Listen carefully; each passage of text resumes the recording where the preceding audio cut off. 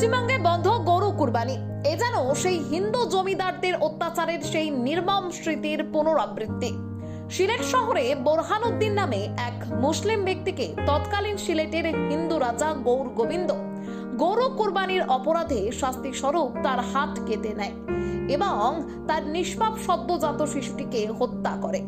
সেই সময় বাংলার মসনদে অধিষ্ঠিত ছিলেন সুলতান শামসুদ্দিন ফিরোজ শাহ।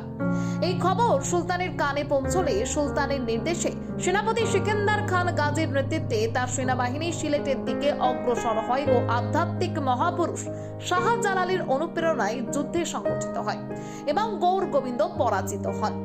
আজকের দিনে বাংলাদেশের যে অবাধে গরু কুরবানির প্রচলন রয়েছে তার পেছনে আছে এরকম নানান ত্যাগ ও সংগ্রামের ইতিহাস। 1947-এর পরে বাংলাদেশে গরু কুরবানিতে কোনো সমস্যা না হলেও বর্তমানে ভারতের অধিকাংশ রাজ্যে গরু কুরবানি নিষিদ্ধ। তবে পশ্চিমবঙ্গে এতদিন গরু কুরবানির প্রচলন ছিল।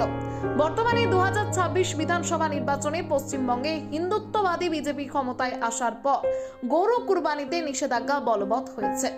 গরু ব্যবসায়ী ও পরিবহনকারীদের প্রকাশ্যে মারধর ও হুমকির ঘটনাও ঘটেছে। পশ্চিমবঙ্গের অধিকাংশ মুসলিম তাই এবছর গরু কুরবানি থেকে বিরত থাকার কথা ঘোষণা করেছেন। আর তারপরেই এই প্রশ্ন উঠছে, পশ্চিমবঙ্গে কি আবারও হিন্দুত্ববাদী উচ্চবর্ণের জমিদার শাসনের পুনরাবৃত্তি হতে চলেছে?